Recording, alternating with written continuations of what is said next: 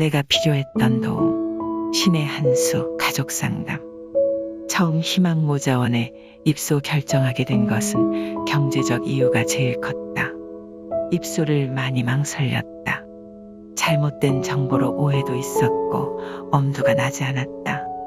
하지만 현실적으로 한부모 가장으로 어린 두 아들을 키우며 격리를 해 받는 빠듯한 월급으로 생계가 어려웠다. 채무를 변제하고 얼마 남지 않는 돈으로 월세며 생활비며 각종 세금에 대한 부담이 너무 컸고 보증금도 없어서 빌려야 하는 최악의 상황이었다. 모든 걸 꺼내놓고 생각해봤지만 채무를 변제하지 않는 이상 계속 힘든 상황이 될 것이라는 것이 불보듯 뻔했다. 그중 가장 부담이 되는 큰 지출은 주거비, 월세였다. 그 당시 비위생적이고 좋지 않은 주거 환경의 곰팡이로 인해 집주인과 기싸움을 할 때였고 설마 하니 모자원이 여기보다 환경이 나쁠까 하는 생각에 선택의 여지 없이 시청에 입소 문의를 했다. 문의 결과는 저소득의 한부모 가족이면 된다고, 종교는 상관이 없다고 했다. 다행히 빈집이 있다고 모자원에 연락해둔다고 가서 집을 보고 결정하라는 연락을 받았다. 모자원에 방문 연락하기 전에 아이들과 상의를 해야 했다. 큰아이한테 현재 경제 상황과 시설 입소에 대해 그대로 다 이야기했다. 빚을 빨리 갚아야 하는 이유, 희망모자원이란 시설이 있다고, 그곳에서 집을 공짜로 빌려준다고, 거기에서 살면 빚도 갚고 다시 나아갈 수 있는 발판을 마련했으면 한다는 엄마의 부탁의 말을 큰아이에게 전했다. 큰아이는 괜찮다고, 자기는 우리 가족이 부끄럽지 않다고, 걱정 말라고 했다. 그러면서 빨리 빚을 갚고 우리 가족 여행도 가고 놀이공원도 가자고 응원을 해줬다. 작은아이도 다행히 무조건 좋다고 찬성하였고, 그렇게 돈도 집도 아무것도 없던 우리 가족은 희망모자원에 입소하여 안착, 새로운 삶의 여정이 시작되었다. 입소 후 따뜻한 보금자리를 얻었지만 마음은 차갑게 식어 꽁꽁 얼어붙어 있었다. 나와 내 아이들은 여기는 집만 빌려서 살겠다는 굳게 닫힌 마음에 어느 누구와도 교류도 하지 않았다. 우리와 상관없다는 생각에 게시판 공지글이나 안내문자에 그리 관심을 가지지 않았고 보지도 않았다. 하지만 나의 냉랭함과 무관심에도 모자원 사무실 선생님들은 따뜻한 연락과 안부를 물어주셨다. 어느새 꽁꽁 얼었던 마음이 녹아내리고 있었다. 어떤 체험활동이 있다고 같이 하자고 권했고, 솔직히 애들 데리고 공짜로 할 수 있다는데 혹하지 않을 수 없었다. 그렇게 어느새 우리 가족은 모자원 식구가 되어갔고, 많은 여행과 체험활동, 여러 가지 추억을 많이 쌓을 수 있었다.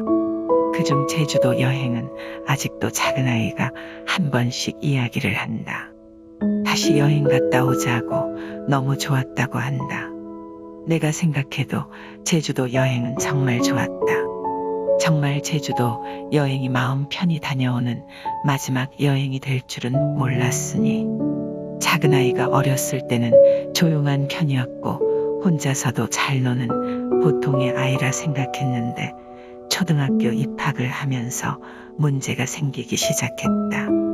아이들이 일과를 마치면 내가 퇴근할 때까지 집에 있으며 큰아이가 동생을 케어했다. 그런데 어느 날부터 큰아이의 짜증이 심해지기 시작했고, 나중에는 동생이 싫다고, 없었으면 좋겠다며 급기야 울기 시작했다. 울분을 못 참고 벽을 치는 행동도 하고 동생한테 하는 말들이 점점 험악해졌고, 작은아이는 형에게 원수 같은 존재가 되어 있었다. 상황의 심각성을 알고 우선적으로 둘이 태권도나 방과 후 수업에서 안 만나게 시간 조정을 하고 작은아이 케어를 내가 하기 시작을 하면서 작은아이의 문제와 이를 지켜본 큰아이의 심정이 얼마나 힘들었을지 우리 가족 관계의 심각성을 알게 되었다. 정말 엄마이지만 작은아이의 행동과 말을 이해할 수 없었다. 큰아이와 난 정말 사이가 좋다. 취향도 비슷하고 취미도 비슷하고 음식도 같은 종류를 좋아한다. 수많은 이야기를 하면서 서로의 생각을 공유했고 싫어하는 것 또한 비슷했다. 예를 들면 기본적인 예절과 매너는 꼭 지켜야 했고 길에 쓰레기를 버리면 안 되었고 다른 사람에게 민폐되는 행동은 하지 않는다가 큰아이와 나의 기본적인 생각이라 보면 된다. 그런데 작은아이는 식당 가서 마음에 드는 반찬 없다고 짜증내고 들고 있던 쓰레기를 그냥 바닥에 버리고 나로 인해 주변 사람이 불편하든 말든 행동했다. 도저히 저게 사람인지 짐승인지 구별이 되지 않았다. 내가 없는 곳에서는 형에게 그리 행동하였고 집에서는 엄마인 나를 힘들게 했다. 게다가 하루 종일 엄마를 찾았고 아기 흉내를 내었다. 정말 잉잉거렸다. 셋이 같이 외출이라도 하는 날에는 뒷골이 당길 지경이었다. 정말 웬수도 저런 웬수가 없었고 작은애가 이해 불가했고 너무 미웠다. 우리 큰아이와 나와 작은아이와 관계는 점점 나빠졌고 결국은 작은아이가 학교 행사나 태권도에 있을 때 둘이 몰래 데이트도 하고 만난 것도 먹으러 다니면서 작은아이를 따돌리기 시작했다. 우리 가족의 문제를 인지하게 된 결정적 장소는 대구 이월드인 것 같다. 모자원에서 대구 이월드에 놀러 가게 되었는데 대구가 고향이라 이월드에서 놀고 귀가는 따로 할 생각이었다. 몇 년 만에 친구를 만나고 다음날 집에 갈 생각으로 약속을 잡았는데 역시나 작은아이가 힘들게 했다. 자기가 무서우니 놀이기구를 못하게 하고 장난감과 간식을 사달라고 졸랐고 마음대로 되지 않는다고 짜증을 냈다. 엄마인 나는 자기 옆에 있으라는 건 이해하지만 형도 놀이기구를 못하게 하고 음식 먹은 지 5분이 되지 않았는데 배고프다고 하고 또 사주면 맛없다고 짜증내고 형 거가 맛있어 보인다고 뺏으려 하고 장난감은 한 개만 사기로 약속했음에도 보이는 건 다 사달라고 졸랐다. 그 당시 몸과 마음이 지옥같이 너무 힘들어서 친구와 약속도 취소하고 그냥 집으로 돌아왔다. 대구 이월드 다녀오고 며칠 지나서였다. 모자원 선생님께서 작은아이와의 관계에 대해 물어봤고 답답한 마음에 현재 힘든 상황에 대해 자연스레 이야기하게 되었다. 선생님께서 모자원에서 하는 심리 상담하는 프로그램이 있으니 신청해보라 했다. 그때는 작은애랑 아무것도 하기 싫었던 터라 알겠다고만 하고 돌아섰는데 다른 사무실 선생님께 또 연락이 왔다. 가족 심리 상담이 있는데 함께 해보자고 작은아이랑 같이 상담을 해봤으면 한다는 말에 마음이 끌렸다. 지금 이 상태로는 작은아이와 같이 살 수 있을까라는 고민이 깊을 때였다. 큰아이도 작은아이 때문에 계속해서 힘들다고 하는 상황에 나도 어떻게 해야 할지 아무것도 알 수 없어 답답했다. 마음을 털어놓을 수 있는 나의 친한 친구는 혼자 전전긍긍하는 내가 안쓰러워 작은아이를 친부한테 보내라고 했다. 건강도 좋지 않은 엄마가 혼자 아들 둘을 키우는 게 버겁고 힘든 게 현실이라는 이야기를 해주며 나를 위해 아이를 위해 친부에게 보내는 것도 생각해보라고 했다. 솔직히 보내고 싶은 마음도 있었다.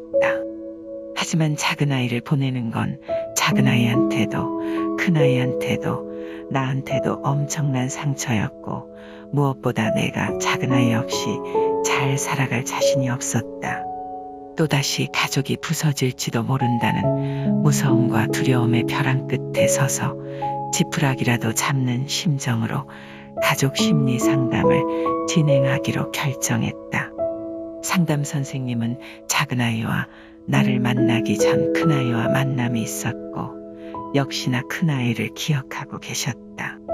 상담을 시작하고 선생님은 작은아이는 우리와 많이 성격이 다르다면서 어머님이랑 형이 상당히 힘들었겠다고 했다.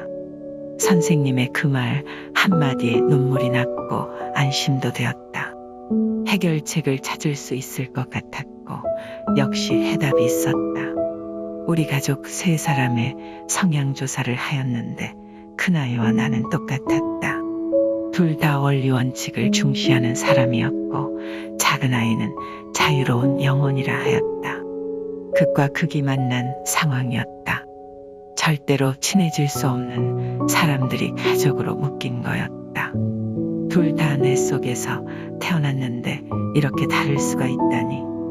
작은아이는 말 그대로 원칙보다 자유를 선호하는 아이인데 엄마가 원리 원칙을 중시하니 자신은 접어두고 엄마의 원리 원칙에 맞춰서 기본적인 것들을 지키려고 하는 거라 했다.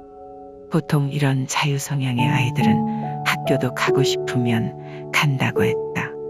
작은아이는 자신밖에 모르고 자기 하고 싶은 대로 다 하고 살아서 나와 큰아이를 힘들게만 하는 줄 알았는데 아니었다. 또 새로운 사실을 알았다. 작은아이가 내 걱정을 많이 하고 있다는 걸 알았다. 질병을 가지고 있긴 하지만 건강한 편임에도 내가 죽을까 싶어 걱정하고 있다니. 또 식탐을 부리는 것도 애정결핍의 하나라고 했다. 많이 사랑한다고 표현하였지만 작은아이한테는 부족했었던 것 같다. 상담 선생님은 그냥 안아주고 뽀뽀도 그냥 해주면 된다고 하셨다. 스킨십을 좋아하는 아이라 마음이 충족되면 스스로 안 할 거라 하였다.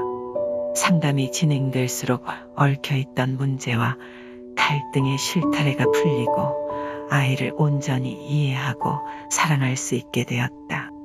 그렇게 상담을 통해 우리 가족 3명의 성향과 서로한테 준 상처를 치료하는 방법까지 모두 알게 되었다.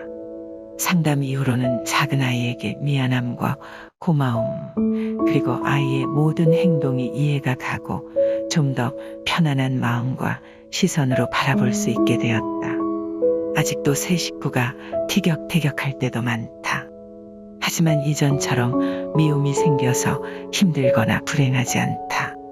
이해가 바탕이 되니 우리 가족은 단단해졌고 이제는 서로 노력하고 안아주고 보듬으며 성장해 나가고 있음을 알고 있다. 모자원 선생님들의 관심이 없었다면, 아니 모자원에 입소할 생각을 하지 않았다면 아마 지금의 우리 가족은 없을 거란 생각이 든다.